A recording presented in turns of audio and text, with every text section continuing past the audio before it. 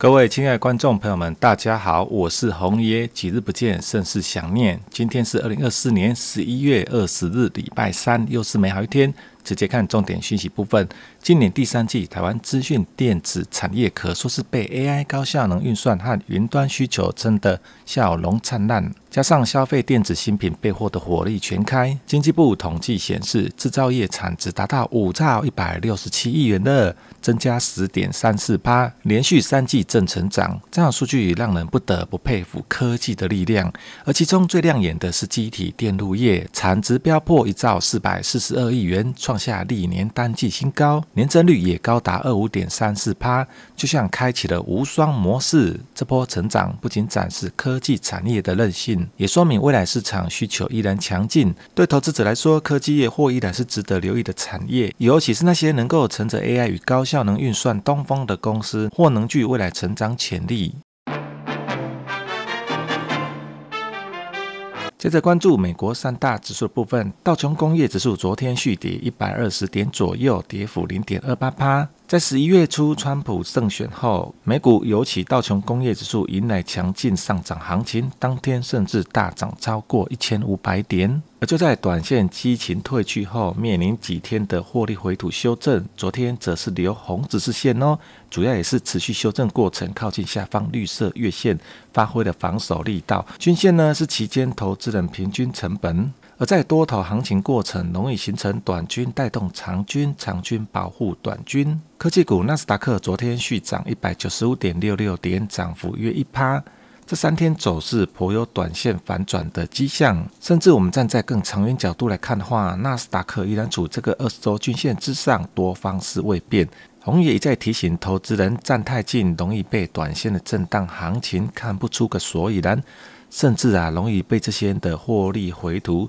震得胆战心惊。但如果站在中长线角度来看的话，会看得更清楚，大趋势方向未曾改变。接下来是联动台股更深的费城半导体指数部分，也是三大指数中相对弱势的。费半近来连续走跌修正情况下，空方也连过多方好几个关卡哦。当然较大原因是8月以来几乎陷入横盘震荡整理，那也在分享过，横盘震荡整理的话会让各均线纠结。在各均线纠结情况下，短中长期均线成本会越趋一致。在这样情况下呢，也代表短线将失去长线的保护力道，也很容易在一根的长红向上突破，或者一根长黑向下灌杀，开启另外一波的各均线发散。而在近期的空方掌握发球权情况下，空方连续猛攻，也攻到了多方最后一道防守关卡，就是紫色年线。而关键重点在哪呢？NVIDIA 这2天将公布非常重要的财报数据，将决定费半向上突破或向下跳水。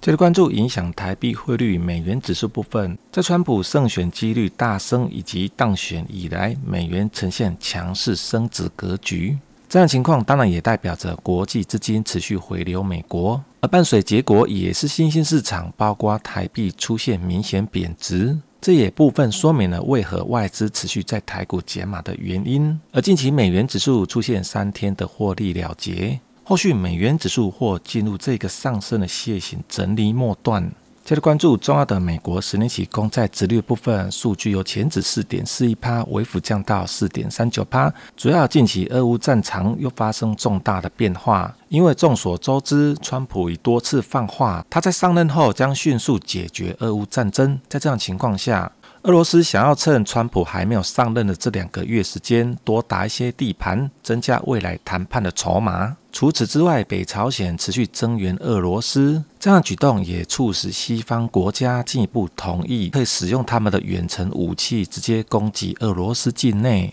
因此在局势升温情况下，短暂资金又转入避险标的。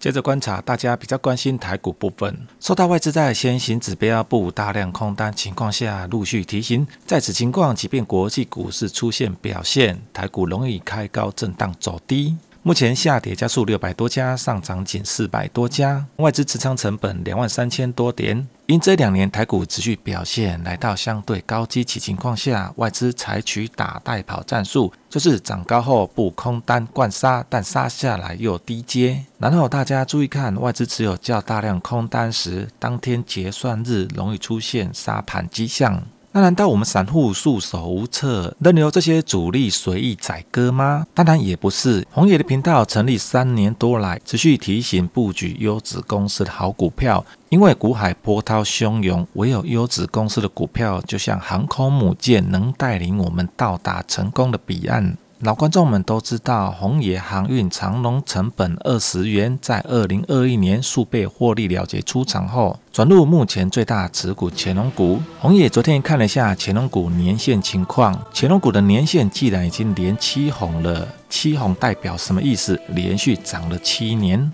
甚至近来分享到乾隆股这几个月表现稍不如预期，外资们又开始随意的乱砍杀，但红野依然看好其未来成长潜力，甚至也在今年8月5号当天台股几乎全面重挫情况下，持续低接好股票。结果公布10月营收表现不错后，外资又有认错，开始回补乾隆股的股票了。这部分是不是如红野分享，外资你早晚要回来买的，何必现在要乱卖呢？当然红野的影片内容仅为案例分享，并非任何股票分析与买卖建议，也希望大家找到属于自己的优质乾隆股。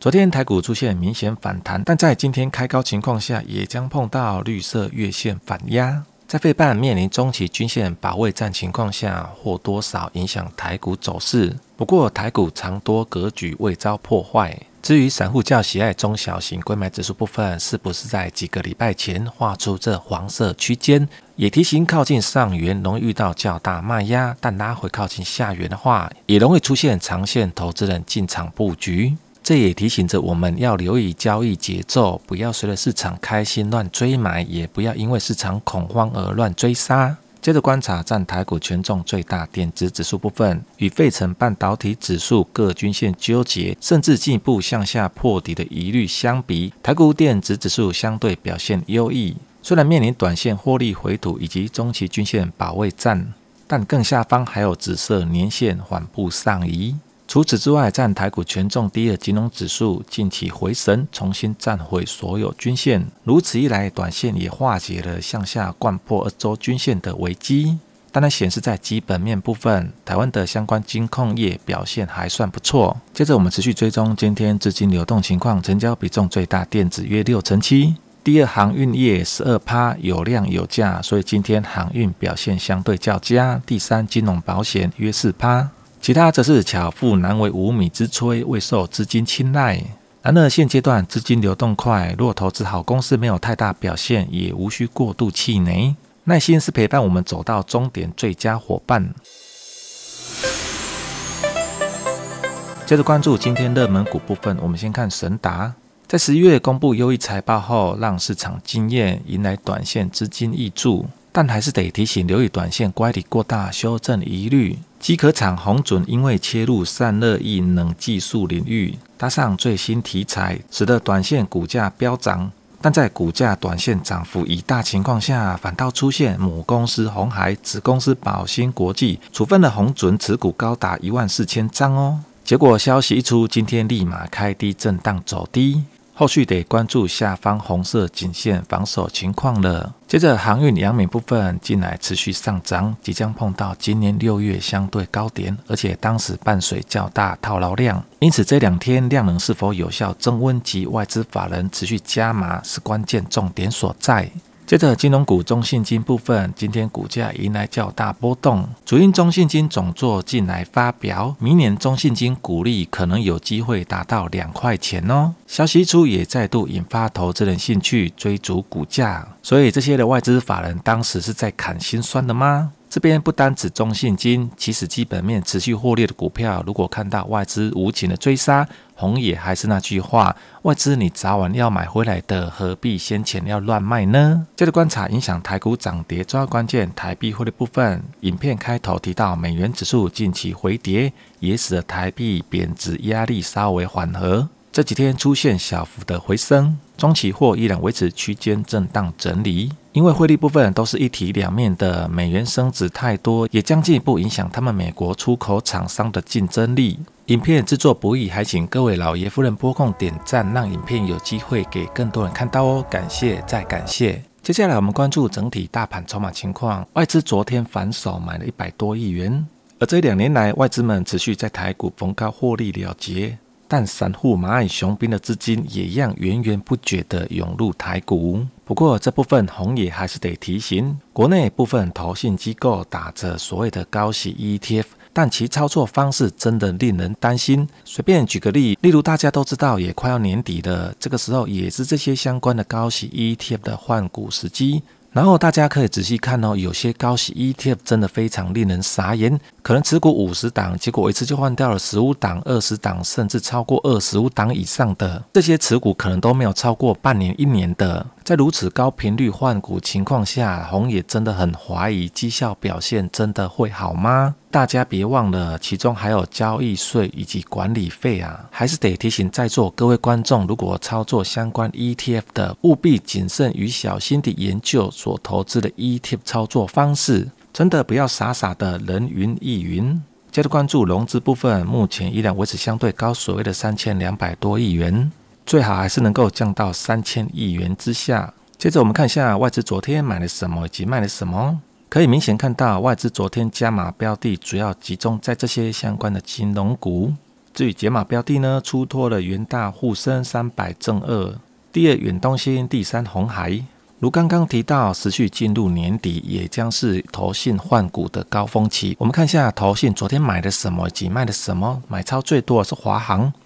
第二远东新，第三宝成。至于解码最多的反倒是玉山金，卖了5万多张，第二大成钢 1.8 万张。反倒是与外资有点土洋对坐的味道，昨天投信偏向解码金融股。接着进一步关注选择权最大未平仓量，发掘上方可能压力以及下方可能支撑。在此之前，我们先看观众留言。观众询问选择权那张图表显示是买卖哪种买卖权？如果是买买权或买卖权，为何多方买买权是空方的防守呢？这部分大家可以自行定格，看一下红爷的回复。今天上个选择权小课程，选择权市场中未平仓量 OI 就像市场的一双透视眼，帮我们窥探大户的心机与未来可能的剧本。这边的买权或卖权都代表这个价格当时的未平仓量，而未平仓量呢，代表的是多方和空方的未结算契约总数。而我们透过未平仓量最大价位关卡，往往能揭示市场的压力点或支撑点。举例来说，在23600这边，卖方卖出了接近9000口的部位，也代表如果向上穿价的话，这些部位将面临亏钱情况。那为什么我们要站在卖方的角度呢？因为选择权卖方不仅风险高、压力大，还需要面对价格剧烈波动的潜在损失。因为当市场未平仓量关键点在这边被突破的话，卖方可能因为资金或亏损压力被迫调整部位，这种情况就被称为倒庄。当然这每天未平仓量不是固定的，会随每天的交易而波动，有可能往下或向上调整。而当大户不得不调整时，这波的资金流动就会带来市场更大的波动。诚如先前分享，庄家在这边布下较大的防御攻势之后，随即空方主力发动攻击，台股出现几百点的向下修正。而后庄家乘胜追击，持续的向下布下更多的卖出买权。那当然往下也是相同道理哦，一样是用庄家的视角来看，庄家目前在这边卖出更大的卖权，那如果持续向下贯穿的话，也会形成所谓的倒庄。这边的未平仓量大概9300多口，而如果持续修正被倒庄穿价后，每点将损失50元，这时候每口选择权就等于小台了。所以穿价倒庄剧烈波动的亏损很大，这时候的市场可能在该价位的附近上演一场激烈的多空生死赛。因此追踪选择权最大未平仓量，协助预判接下来的波动区间和突破机会。OI 不只是数据，而是看懂大户心态的密码之一，最好搭配外资先行指标判读。当然也因为今天是期货与选择权月结算日，所以多空双方人马越来越靠近，这也是为何在结算日当天行情容易上下震荡的原因。然后也提醒着此类型杠杆较大金融商品投资人务必做好风险控管。当然不止选择权未平仓量，这外资法人期货先行指标的重要性有过之而无不及。目前看来，外资部分减少空单，但依然持有相对比例的空单水位，前5持有8000多口，前10大约持有1万口的净空单。另外，今年8月反弹以来，比较可惜的是，这些韭菜们依然看好台股，也可以说几乎没有看到韭菜指数翻空迹象。当然，根据过往经验，韭菜们做多的话，行情也比较容易失去轧空的燃料。根据过往经验，如果外资在结算前持有相对较高的期货空单的话，短线行情也容易受到空方外资主力的压制。投资人密切关注汇率搭配先行指标综合分析，较能看出外资真实心态。另外，报道指出，外资最近大举到货联电，市场议论纷纷。很多人觉得因为中国扩产导致成熟制程供需恶化是主因，但大家以为就这么简单吗？其实更深层问题可能是联电的折旧费用。报道指出，这个隐形的杀手正大幅侵蚀毛利率和获利预期，让外资卖压像连环暴击般停不下来。联电第3季的折旧费用高达 120.59 亿元，创下近6年新高。今年前3季累计 328.02 亿元，较去年同期暴增 18%， 代表什么意思呢？意味着每赚100元，接近20元直接贡献给折旧费用。更麻烦的是，南科新厂全面开出，加上2026年预计投产的新加坡 P3 厂，未来折旧压力只会更大。联电必须在未来2年展示强劲的营收增长，才能从折旧地狱中挣脱。红爷很早以前曾分享，除非具特殊型利基市场公司，否则一般来说，投资龙头产相对较佳。各行业的龙头产业往往更具优势，尤其是在半导体这样的高技术门槛与军备竞赛中，因为资本是晶圆代工的武器。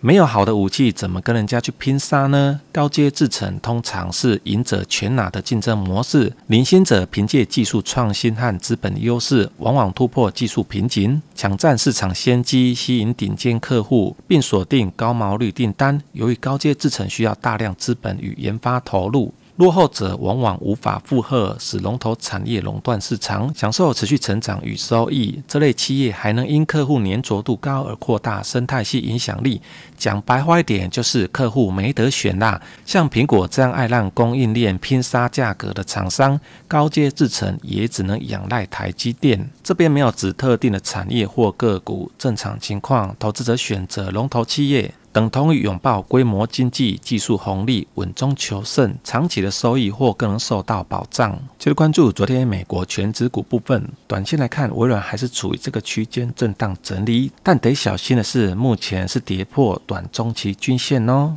苹果连续2天的反弹，但又留上影线真的比较麻烦，好不容易从悬崖边爬上来的感觉，但一爬上来，上面一颗大石头又压在这边。因此，苹果也得需要更大量能，才更有机会将上方这颗绿色石头推开。接着 Google 部分好像玩起了弹簧床，短线闹着换，但中期角度依然重新站回20周均线。Meta 部分越拉回靠近下方中期均线，也容易发挥防守力道。至于电动车大厂特斯拉，则因川普胜选后也迎来波庆祝行情，中期角度将介于区间震荡整理。至于 AI 的王者辉达，昨天再度回神，大涨 4.89%， 而且是在财报公布前的上涨哦。这是否意味着部分投资人先进场卡位？辉达 NVIDIA 绝对是美股市场 AI 王者，过去1年贡献标普500指数 20% 的涨幅，堪称推升指数的关键角色。不仅如此，美银分析也指出，第3季辉达对大型股指数 EPS 的成长贡献预估高达 25%， 简直就是美股的扛把子。但这样的明星股可能存在一点风险，如果本周3财报不如预期，市场恐怕会出现单一股票脆弱性效应，导致纳斯达克100指数下跌。如果想要避险的话，专家认为可透过选择权 SC 对应潜在回调风险。至于市场期待的财报，分析师普遍看好辉达第3季营收将达331亿美元，同期比大增 83%。但如果这份成绩单没有让市场惊艳的话，市场反应恐怕会相当精彩。会打作为7巨头压轴报告，财报好坏或成为多空分水岭。当然，红野的看法是在投资市场中，市场的反应往往比新闻事件本身更具意义。即便财报再亮眼，如果股价不涨，可能暗示利多已被提前反应，甚至成为卖压来源。反之，如果面对利空却不跌，代表市场对该股的韧性与信心强劲。投资者应该关注市场心理与资金流向，而非紧盯消息本身，因为真正的压力与支撑来自于市场背后大户的意图与行动，而非财报数字表面。此外，华尔街部分策略师对2025年标普500预测颇为乐观，指数有望在未来1年继续攀升。但在过去18个月大放异彩的 AI 主题似乎不再是推升市场核心驱动力。从 NVIDIA 在2023年春季引爆的 AI 狂热开始， AI 曾是多头市场的象征。而在2023年3月份，红野当时影片也提到，选股重心放在 AI 人工智能软硬体厂商。如今1年半过去了，是不是如红野分享那般呢？但市场目前的预测将更关注整体盈利扩展，而非单靠 AI 带动股价。策略师的观点是，联准会降息和经济周期回暖，企业盈利增长将持续扩展，